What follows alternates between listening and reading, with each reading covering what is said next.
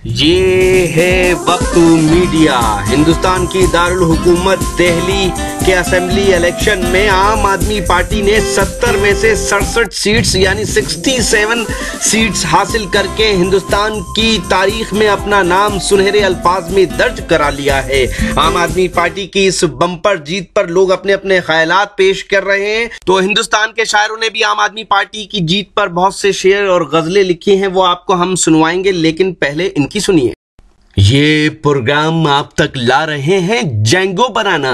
जी हां, जेंगो बनाना आ गया दुनिया का पहला अंताक्षरी और गेम्स का ऐप। 60 साल के बूढ़े या 16 साल के जवान, आप सबके लिए है जेंगो बनाना का ये पैगाम। आज ही अपने मोबाइल में गूगल प्ले स्टोर में जाकर डाउनलोड करें जेंगो बनाना। जी हां, जेंगो बनाना गूगल प्ले स्टोर में जाकर डाउनलोड करें, लिखें JANGOBANANA और खेलें अंताक्षरी अपने रिश्तेदारों, अपने दोस्तों और अपनी गर्लफ्रेंड के साथ दुनिया के किसी भी कोने से कभी भी। सुने सुनाए फिल्मी गीत और मजा लीजिए रोमांटिक सेट और फनी शायरी का, साथ ही जोक्स और भी बहुत से नए गेम्स आपका इंतजार कर रहे हैं जेंगो बनाना पर।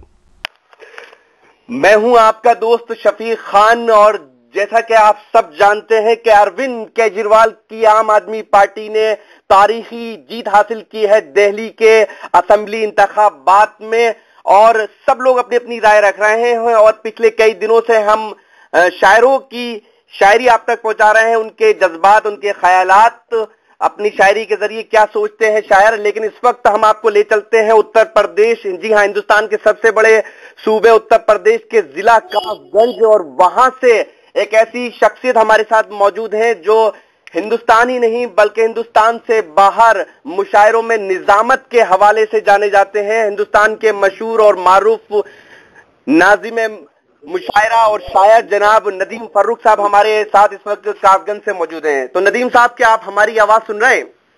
जी, मैं आपकी आवाज सुन रहा हूं और सभी सुनने वालों को मेरी तरफ से आदाब। और आप मुशायरों के हवाले से पूरी दुनिया में जाते हैं और बेबाकी से जो हमारे आसपास घटता है या जो मैं कहूं जो इंसिडेंट होते हैं शायर उसे अपनी शायरी में लाते हैं। लेकिन आप एक कामयाब एंकर हैं जो पूरी दुनिया में लोग आपको सुनते हैं और आपकी बातों को आप अपनी शायरी के जरिए बातें रखते हैं। तो ये आम आदमी पार्टी की जीत को आप शायरी में बयान करेंगे?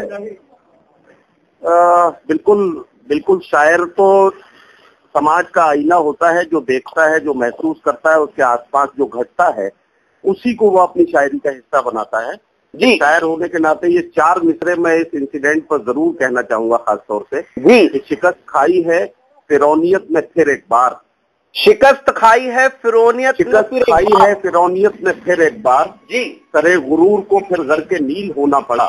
हाँ, जो चाहता था जमाने में सुरखरू होना, जी, उसे खुद अपने ही घर में जलील होना पड़ा। उसे खुद अपने ही घर में जलील होना पड़ा। तो आप वैसे तो शायरी कहते हैं इशारे किनारों का नाम है, तो आप कुछ इसकी तमीज करेंगे, ये लोग खुद समझ जाएं कि आप किसकी तरफ? नहीं, ये असल में देखिए, शायरी का असल मजा ये है कि सुनने वाला खुद वहां तक पहुंचे, और ये 4 मिसरे बिल्कुल ऐसे साफ साफ हैं कि लोग वहां तक पहुंचेंगे कि मैं क्या कहना चाहता हूँ।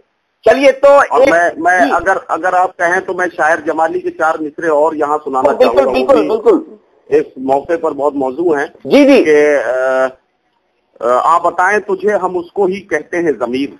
हाँ, तुझको जिस चीज के बदले में मिली है दुनिया। बहुत खूब। आप बताएं तुझे हम उसको ही कहते हैं जमीर। तुझको जिस चीज के बदले में मिली है दुनिया। तुझको मालूम नहीं तख्त पे बैठे हुए शख्स किस हिकारत से तुझे देख रही है दुनिया। ओहो, किस हिकारत से देख रही है दुनिया, किस हिकारत से तुझे देख रही है दुनिया। जी जी जी जी।